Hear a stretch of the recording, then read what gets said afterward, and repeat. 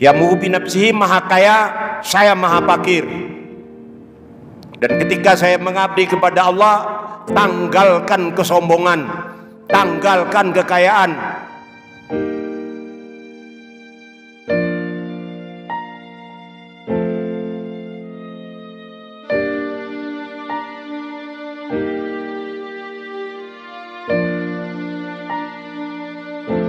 Assalamualaikum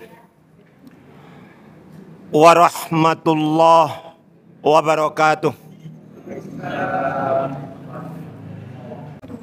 Memang pelajaran tauhid ini agak berat. Kalau di pesantren dulu pelajaran tauhid ini selalu di jam pertama. Masih seger. Kalau sudah di jam ketiga, udah banyak yang ngantuk.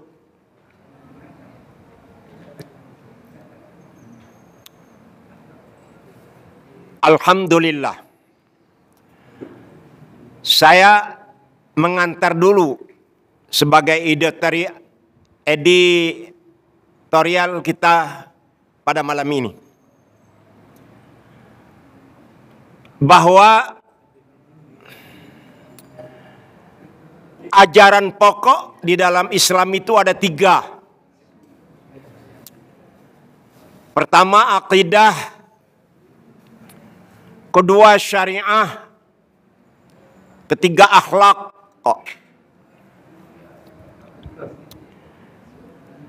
Pelajaran akidah penting karena dia mendorong, membimbing manusia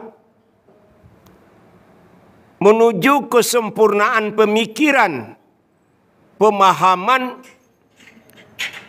agar pemikiran dan pemahaman kita itu menjadi sempurna sehingga kita dapat mencerna tentang keesaan Allah Subhanahu wa taala.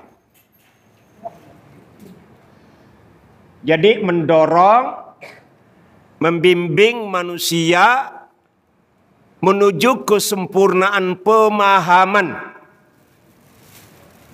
dalam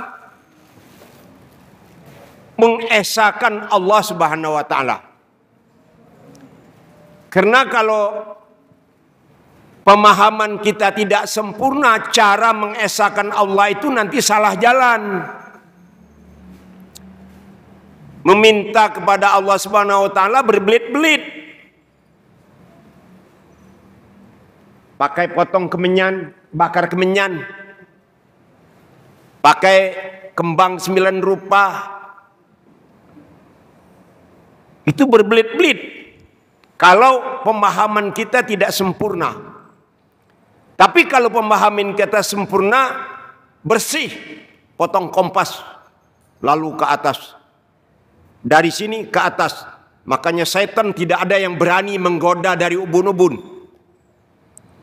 karena antara ubun-ubun kita dengan Allah Subhanahu wa taala itulah adalah garis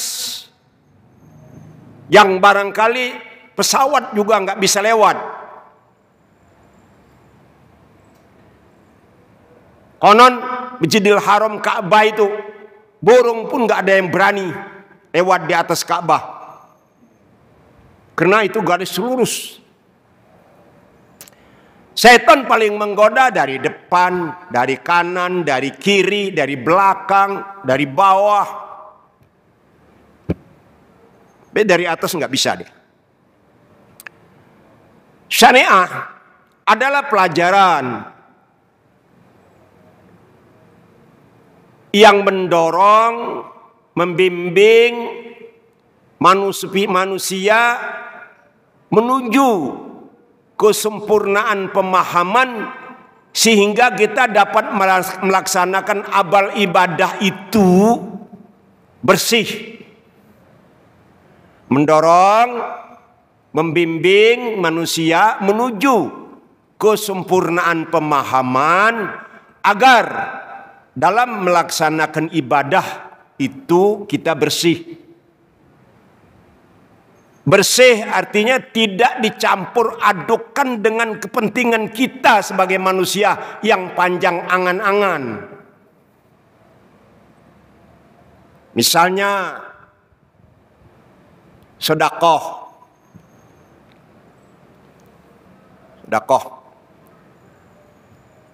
Sedekah 1000, janji Allah kan dibayar 700. Seperti menanam bibit yang tumbuh 7 cabang, setiap cabang berbuah 100. Loh kalau sedekah 1000 kan dibalas oleh Tuhan 700. Itu janji Allah. Jangan ditagih. Karena Allah nggak bohong. Allah maha kaya. Allah tidak ngantuk. Allah tidak pelupa. Pokoknya kalau mau sedekah, sedekah aja lah. Jangan mengharapkan gantinya. Kalau mengharapkan gantinya sama dengan menagih janji Allah. Kalau Allah ditagih, berarti terbetik di hati kita, ntar Allah lupa tagih. Ntar Allah keburu menunaikan hajatnya yang lain, ntar tidak sisihkannya untuk mengganti punya saya. Menganggap begitu. Tapi kalau mau sedekah, sedekah aja yang bersih. Tidak mengharapkan sesuatu apapun. Bahkan kemewahan dunia ini tidak diharapkan. Juga nikmat surga enggak diharapkan. Yang diharapkan Allah, aku ingin bertemu dengan Allah. Itu kaitannya dengan akidah tadi itu. Yang ketiga akhlak. Akhlak ini hukum terapan kalau di pengadilan. Adalah mendorong, membimbing manusia menuju kesempurnaan agar dalam menyembah Allah itu tahu etika. Dalam beramal soleh tahu etika. Jangan mentang-mentang beramal soleh orang dipanggil di muka umum. Nih uang. Pak Ali kan kesinggung lah. Akhlak dalam bersedekah ada. Bahkan orang dahulu itu malam-malam dia gelap gulita itu tidak mengetok rumah pintu itu, cuma ngasih uang. Orang lain nggak tahu, gelap. Ini siapa tangan ini? Tangan siapa ini? Pokoknya nggak perlu tahu. Nih.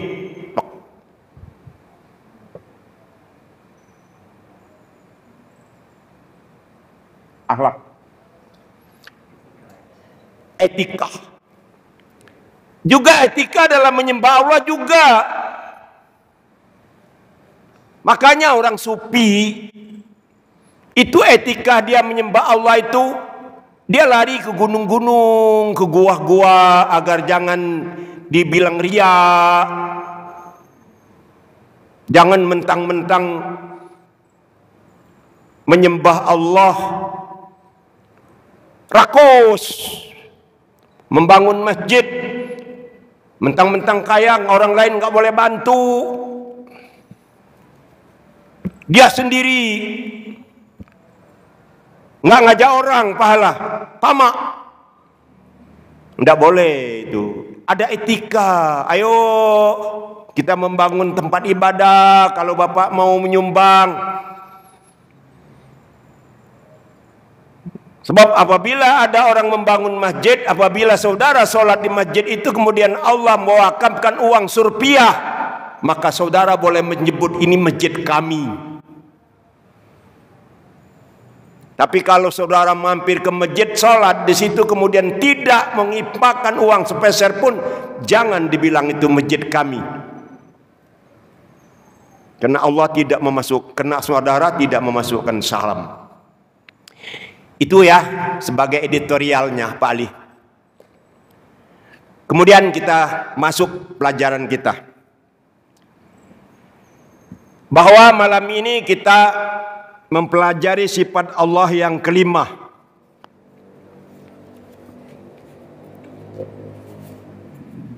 Sifat Allah yang kelima ini adalah qiyamuhu binafsihi. Mustahil qiyamuhu li ghairi. Allah berdiri sendiri tanpa bantuan makhluk. Mustahil qiyamu li ghairi. Mustahil dia berdiri dibantu oleh yang lain. Mundur kita. Yang pertama, wujud artinya ada. Mustahil adam artinya tiada. Arti wujud adalah Allah ada tanpa sebab. Itu definisi wujud. Allah itu ada tanpa sebab. Qidam artinya sedia.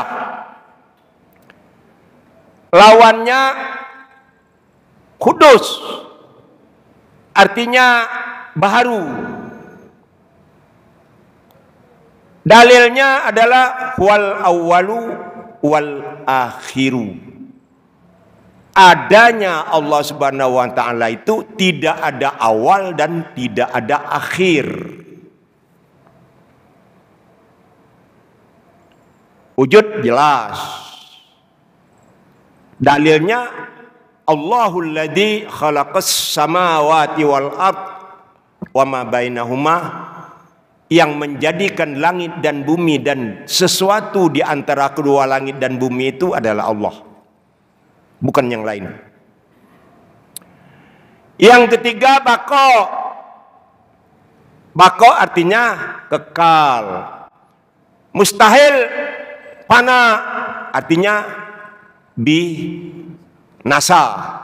Dalilnya wa yabqa wajhu rabbika dzul jalali wal ikram, atau kullu syai'in halikun illa wajha. Segala sesuatu akan binasa, hancur, lebur, mati, hilang kecuali Dia.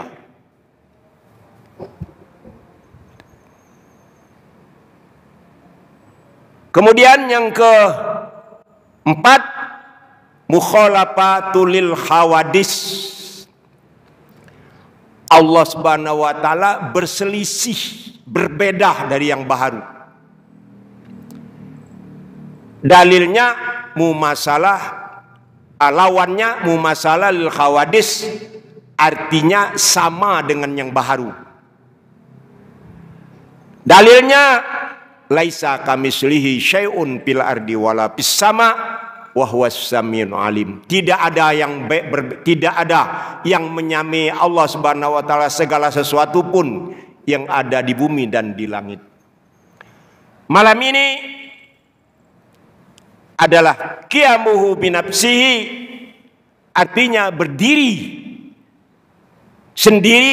Lawannya adalah qiyamuhu linafsihi, artinya berdirinya Allah dibantu oleh yang lain. Dalilnya apa? Dalilnya adalah innallaha laghaniyun 'anil alamin. Allah maha kaya dari seluruh alam ini. Jadi dengan demikian dapat kita pahami bahwa qiyamuhu binafsihi itu artinya Allah itu maha kaya. Dia dalam membangun segala sesuatu ini tidak mengambil manfaat untuk dirinya. Membangun langit, membangun bumi, membangun segala macam yang ada itu dia tidak mengambil manfaat untuk dirinya. Tapi dia memberikan manfaat kepada makhluknya.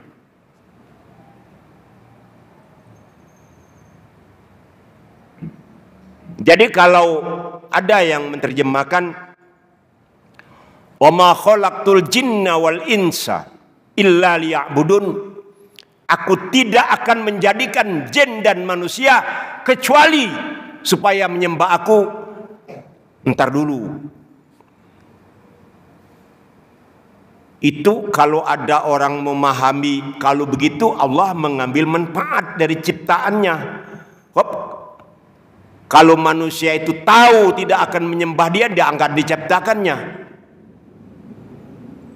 Padahal walaupun sejagat raya ini manusia ini nggak ada yang menyembah Allah, Allah nggak urung jadi Tuhan.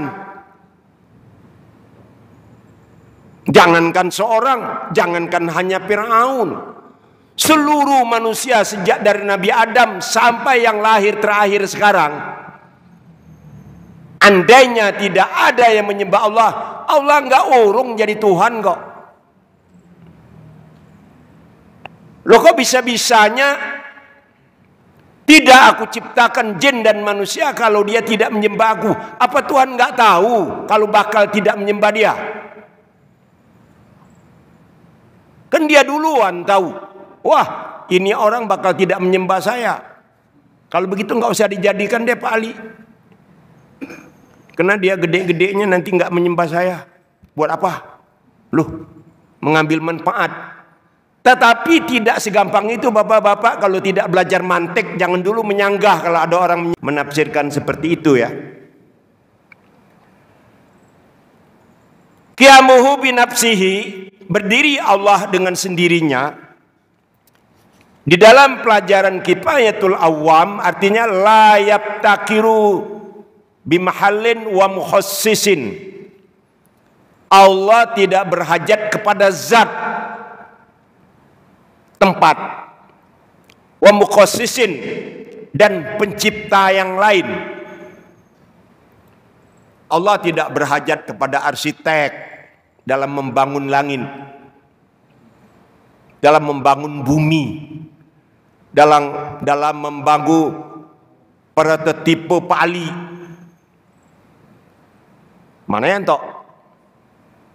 Yanto mana? Saya nyebut Pak Ali kena Yanto nggak ada. Kalau Yanto ada Pak Yanto yang saya sebut Pak Ali. Kena nggak marah dia. Mudah-mudahan Pak Ali nggak marah juga kalau saya ambil contoh. Kalau dalam pelajaran Nahu selalu si Zaid yang disebut. Ja'a Zaidun. Ja'a fi'il madi, Zaidun fa'il. Terus Zaid terus yang disebut. Marartu bi Zaidin, telah berlalu si Zaid, selalu si Zaid yang disebut. Jadi Allah tidak berhajat. Sekali lagi saya katakan bahwa zat itu adalah yang nampak dalam pandangan kita kalau dia baru. Ikan misalnya. Apa yang dikatakan zat? Badannya itu. Badannya yang nampak. Misalnya ikan kakap. Nah badannya itu. Bentuknya itulah, itu zat namanya. Sedangkan sifat adalah sirip-siripnya. Ekornya, matanya, mulutnya, itu sifat. Nah Allah tidak seperti itu. Allah tidak berbadan seperti badan manusia. Allah tidak bermata seperti mata manusia. Allah tidak bertangan seperti tangan manusia. Walaupun di dalam ayat sering yadullah fawqa aydihim, tangan Allah itu di atas tangan manusia. Tapi itu bukan tangan seperti tangan manusia. Yadun di sini ditakwilkan dengan ayat yang lain yang kira-kira paling dekat itu. Yadun itu adalah kudratun, paling dekat. Bukan berarti benar, bukan. Bukan itu satu-satunya takwil, bukan. Yadun itu artinya kudratun, kuasa. Yadullah fawqa aydin, Allah itu maha kuasa di atas tangan manusia waktu berdoa. Ya Allah, kalau kita berdoa, nah Tuhan ini di atas tangan kita ini. Karena kita meminta kepada Allah. Tapi yadun di sini bukan berarti tangan Tuhan itu semisal dengan tangan kita. Enggak. Bapak-bapak, kalau hanya itu kita yang belajar, enggak masuk. Mau tak mau kita aplikasikan dalam kehidupan nyata sehari-hari. Ini aplikasinya ya. Ini pengeterapannya. Bismillah. Qiyamuhu binafsihi artinya Allah maha kaya dengan sendirinya. Pada saat kita melakukan sholat, arti sholat itu apa Pak Ali? Doa kan? Menurut bahasanya kan, arti sholat itu doa. Karena dari takbir sampai salam itu semuanya doa isinya. Assalamualaikum warahmatullahi, penutup belakangan. Semoga engkau sejahtera, wahai saudara-saudaraku yang sebelah kanan. Assalamualaikum warahmatullahi sebelah kiri. Salam sejahtera, wahai kawan-kawanku yang sebelah kiri. Ya kan gitu. Doa semua. Ketika kita berhadapan dengan Allah waktu sholat Tuhan yang maha kaya itu, maka camkan di hati bahwa kita ini orang yang fakir berhadapan dengan yang maha kaya. Apa hakikat fakir? Hakikat fakir itu tidak memiliki sesuatu, bukan Syahrini. Kalau Syahrini sesuatu banget. Intermezzo lah. Saya tahu juga itu dengan Syahrini. Hakikat fakir itu tidak memiliki sesuatu dan tidak dimiliki oleh sesuatu. Tidak memiliki sesuatu dan tidak dimiliki oleh sesuatu. Apa artinya? Artinya tidak memiliki sesuatu itu apa yang ada pada saya bukan milik saya. Arti tidak memiliki sesuatu itu apa yang ada pada saya itu bukan milik saya. Nah, ini etika Pak Ali. Ini akhlak kita nih, akhlak kita kepada Tuhan ini. Yang numpuk pada saya itu bukan milik saya. Itu kita ngomong dengan Allah kan. Itu akhlak kita kan. Tapi milik siapa? Milik Allah. Kapan saja Allah ambil, diambil oleh Allah. Karena Allah tidak butuh dengan harta yang ada pada kita itu, karena justru Dia yang memilih. Bisa saja ketika Allah mengambil miliknya itu di tangan kita itu dengan cara kebakaran, musnah, kebakaran, dengan cara tsunami, diambil oleh Allah dengan cara tsunami. Allah tidak butuh emas kok, tapi didatangkannya tsunami, balik lagi dia ke dalam perut bumi. Bukan tiba-tiba hilang, diambil oleh dia, diangkut oleh Allah berterak-terak. Enggak begitu cara Tuhan mengambil yang di tangan kita. Bisa saja dengan kematian kita diambilnya harta itu dari tangan kita. Jadi itu yang dimaksud tidak memiliki sesuatu dalam mengaplikasikan sifat qiyamuhu binafsihi. Allah maha kaya, dan ketika kita berhadapan dengan Allah waktu beribadah, entah sholat, entah haji yang tidak memakai pakaian berjahit, itu kita memposisikan diri sebagai orang fakir sehingga seluruh tidak memakai pakaian yang berjahit. Itu loh Pak. haji itu. Kita mencerminkan kita ini orang fakir. Ketika berhadapan dengan Allah pada waktu musim haji, kita pakai ihram. Tidak memakai pakaian yang berjahit, tidak memakai celana dalam. Itu lambang dari hakikat kefakiran kita dalam menghadapi Allah Subhanahu wa taala yang Maha Kaya. Sedangkan arti tidak dimiliki oleh sesuatu, tadi kan arti memiliki sesuatu. Arti tidak memiliki sesuatu itu artinya apa yang ada di tangan saya ini bukan milik saya, adalah milik Allah. Kapan saja Allah ambil oleh Allah dengan sekejap. Nah, arti tidak dimiliki oleh sesuatu itu dalam beribadah kepada Allah Subhanahu wa taala, saya tidak mempunyai harapan apa-apa. Tidak minta ini, minta itu, mau naik haji ya. Kenapa? Supaya anak saya yang tidak kawin-kawin ini kawin. Mau berdoa di sana. Ini sudah lama banget rumah tangga ribut, terus mau naik haji supaya rumah tangga kami jadi damai. Itu artinya beribadah mengharapkan sesuatu. Nah, sebagai orang fakir dalam menghadap kepada Allah Subhanahu wa taala itu ya orang yang maha kaya itu Pak Ali coba datang ke rumah orang yang paling kaya. Pak Ali pada paling miskin, rumahnya bertangga. Sanggup nggak naik tangganya? Paling ngetok tangga aja.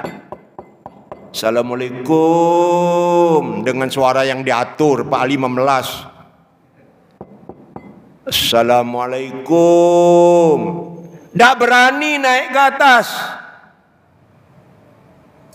Kena sadar. Ya kan gitu. Jadi arti tidak dimiliki oleh sesuatu itu dalam beribadah kepada Allah Subhanahu wa taala itu tidak mengharapkan sesuatu yang ada di dalam dunia ini dan juga tidak mengharapkan nikmat akhirat. Surga pun nggak diharapkan. Bapak pernah tahu syair Rabi'ah al-Adawiyah? Ya Allah, jika pengabdian saya ini kepadamu karena mengharapkan surga, jauhkan sekarang surga dari aku. Ya Allah, jika dalam pengabdianku ini kepadamu karena takut kepada neraka, cemplungkan saya sekarang ke dalam neraka. Tapi apa? Pengabdianku ini kepadamu karena aku mengharapkan cintamu. Cukup. Setelah kau cintai aku, soal masuk neraka enggak problem, soal masuk surga tidak aku harapkan. Yang penting kau mencintai aku. Logikanya kalau antar sesama kita, Pak, kalau sudah saling mencintai apa saja dikasih kan? Muhammad Habibullah Sallallahu alaihi wasallam. Muhammad itu adalah kekasih Allah. Apa yang diminta oleh Nabi Muhammad pasti Allah berikan. Tapi Nabi Muhammad tahu diri. Dia nggak mau meminta. Saya ya Allah akan meminta di yaumul mahsyar nanti. Ketika umatku tergenang di keringat sampai ke hidung, umatku mulai gelisah, maka aku berdoa, ya Allah, surutkanlah air keringan ini. Maka dikabulkan oleh Allah, disurutkan. Baru kita saat itu bersiap-siap untuk menimbang amal masing-masing. Itu Pak, pengeterapan sifat qiyamuhu binafsihi dalam kehidupan nyata kita sehari-hari. Agar cepat mengerti. Qiyamuhu binafsihi itu artinya maha kaya, lawannya maha miskin. Maha kaya lawannya fakir. Allah maha kaya, manusia sebagai makhluk fakir. Tidak memiliki sesuatu dan tidak dimiliki oleh sesuatu. Demikian pelajaran kita pada malam ini. Mudah-mudahan dengan niat kita yang tulus, singkat, jelas dan padat ini dapat nyambung dan tidak terlepas lagi. Qiyamuhu bi nafsihi, maha kaya, saya maha fakir. Dan ketika saya mengabdi kepada Allah, tanggalkan kesombongan, tanggalkan kekayaan. Subhanaka wa bihamdika asyhadu an la ilaha illa anta astaghfiruka wa atubu ilaik. Kalau benar datang dari Allah Subhanahu wa taala, kalau salah dari pribadi saya sendiri, dan tolong dikoreksi kalau ketemu saya nanti disampaikan kesalahan apa itu, kita koreksi bersama. Wassalamualaikum warahmatullahi wabarakatuh.